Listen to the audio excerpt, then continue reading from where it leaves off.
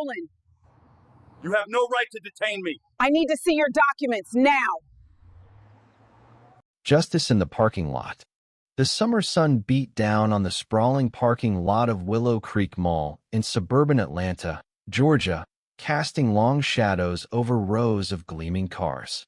It was a Saturday afternoon, the kind where families browsed department stores and retirees sipped coffee at the food court. But in one corner of the lot, tension crackled like static electricity. "Step away from the vehicle, ma'am," Officer Paul Harper commanded, his voice sharp as he eyed the woman standing beside a pristine 1965 Chevy Impala. His hand hovered near his holster, fingers twitching. "This car doesn't look like it belongs to you." Eleanor Thompson, a 52-year-old woman in a tailored blazer and khakis, raised her hands slowly, her heart pounding but her face composed. The crowd of shoppers paused, phones slipping from pockets as whispers spread. A circle formed around the scene, and the air grew heavy with anticipation. Was this about to become another viral moment of injustice? Or something else entirely? Eleanor placed her hands on the Impala's warm hood as ordered, her designer purse sliding to the ground. Through the car window, a leather briefcase sat on the passenger seat, its embossed seal catching the lightest seal few in the crowd would recognize. "This vehicle matches a stolen car report," Harper barked, his eyes narrowing. At 15 years on the force, he prided himself on spotting trouble. A black woman in casual clothes driving a classic car worth six figures? His gut told him something was off. 10 minutes remained before the county courthouse would notice Eleanor's absence from an emergency judicial session. The crowd swelled, phones recording every move. A college student, Mia Carter, held her phone steady, live streaming to thousands on Instagram. Comments flooded her screen. "This is outrageous." Another case of profiling? The viewer count climbed 1, 500, 3,000, 5,000. Harper circled the Impala, his boots crunching on the asphalt.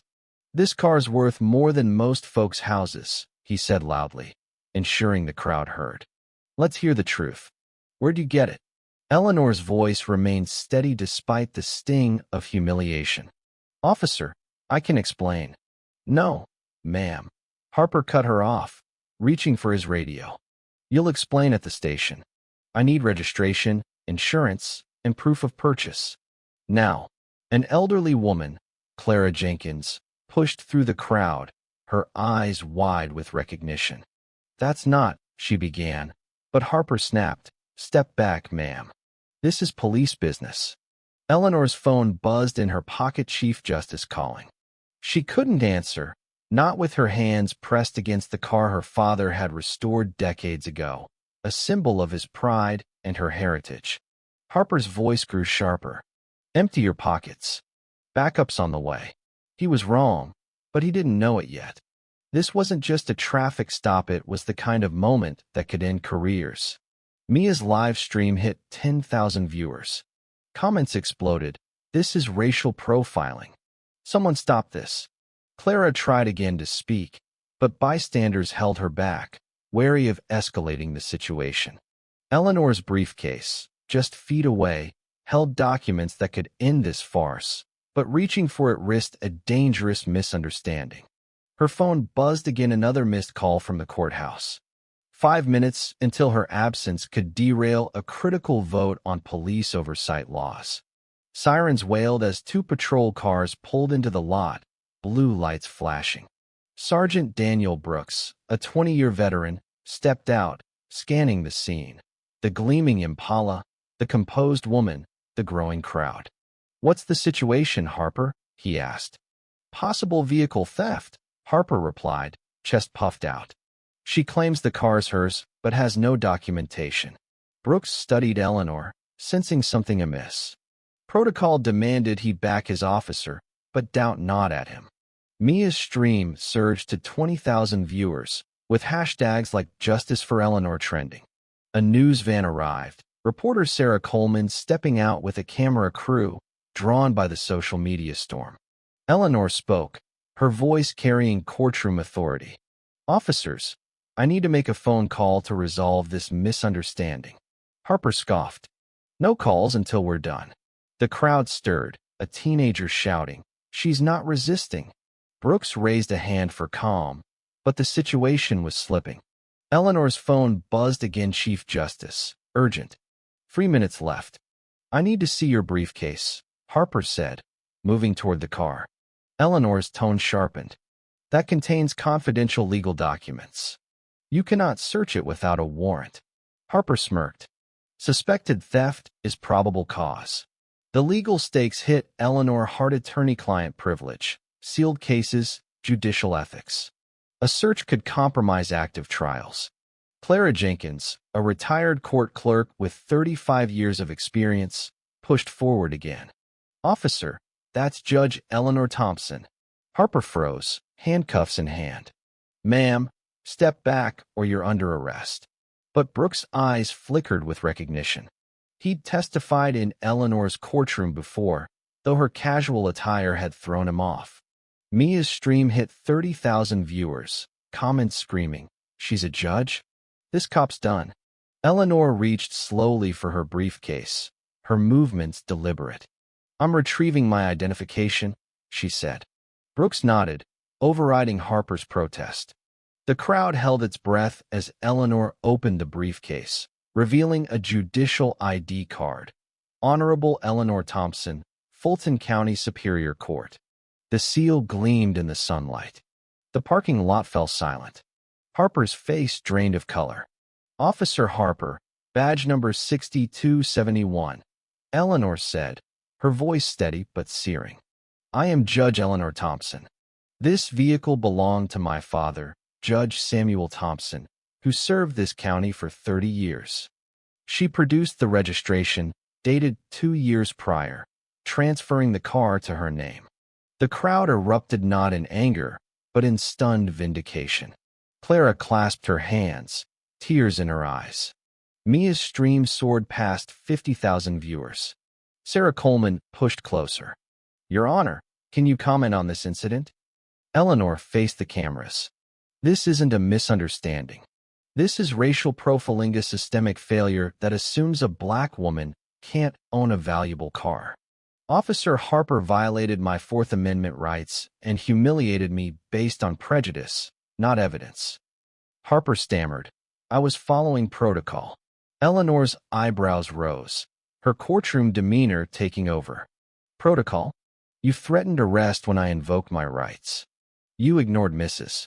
Jenkins' testimony. You assumed criminality based on my race." She held up her phone, showing 12 missed calls from the Chief Justice. "Your actions delayed a critical vote on police accountability legislation to prevent incidents like this." Brooks stepped in, his voice low. "Your Honor, we apologize." Eleanor cut him off. "Apologies don't fix systemic bias. I've recorded this encounter under Georgia law, which permits citizens to document public police interactions." She produced a small recorder, its red light blinking. Harper's jaw dropped. Clara spoke up, her voice firm. "I worked in the courthouse for 35 years. I tried to tell you she's Judge Thompson, but you wouldn't listen." Mia's stream hit 70,000 viewers, with comments like, "This is why we need reform." Eleanor opened her briefcase wider, revealing legal briefs on police misconduct. "I chair the Judicial Oversight Committee," she said. "Your precinct has a 27% higher stop rate for black drivers. Officer Harper, your record shows 15 excessive force complaints and a settled federal lawsuit." Harper swayed, the weight of his actions sinking in. Commissioner Robert Ellis arrived, his presence commanding. His mother, Clara, stood proudly nearby. "Judge Thompson, I'm horrified by this violation of your rights," he said. Eleanor handed him a document. "Your department's paid $600,000 in profiling settlements in 3 years. Officer Harper accounts for $200,000. This ends now." She outlined 3 options for Harper: suspension and federal investigation under 42 U.S.C. Section 1983, risking criminal charges, and termination; demotion, 200 hours of bias training, and public testimony on profiling's dangers. Immediate retirement with benefits, barring future law enforcement work. The crowd waited. Mia's stream hit 90,000 viewers. Harper's hands shook, the handcuffs still dangling. "I choose option 2, he whispered. "I'll take the demotion and training." The crowd buzzed, surprised by his choice. Eleanor nodded. "Your decision shows accountability is possible, but it demands action." Commissioner Ellis took the memorandum Eleanor drafted, outlining reforms: mandatory body cameras, quarterly bias training, public stop data, and a civilian oversight board. "We'll implement these within 90 days, he promised. Officer Laura Bennett, a younger cop, spoke up. "I support these changes. We need better training to serve everyone fairly." Willow Creek Mall's manager, Carlos Rivera, pledged anti-bias measures for security staff, prompted by legal risks. Clara addressed Eleanor. "Your father would be proud. You turned humiliation into justice." Eleanor's eyes softened. "He taught me that justice through education lasts longer than vengeance." 6 months later, the ripple effects were undeniable. Harper completed his training and testified before Georgia's legislature, helping pass the Community Trust Act. Eleanor founded the Samuel Thompson Justice Fund, mentoring young Black attorneys. Mia's footage became a teaching tool in law schools, earning her a journalism career. Clara led the county's oversight board, ensuring accountability. The Impala remained in Eleanor's driveway, a symbol of resilience. She drove it to the courthouse weekly, a reminder that dignity prevails through strength, not anger. The parking lot incident became a case study, proving that confronting bias directly sparks lasting change. What do you think about this story? Have you witnessed or experienced injustice in your community? Share your thoughts in the comments below, especially on how we can address violence and unfairness in everyday life. Your voice matters in the fight for justice. Take a stand, share your perspective, and let's build a system where everyone is judged by their character, not their color.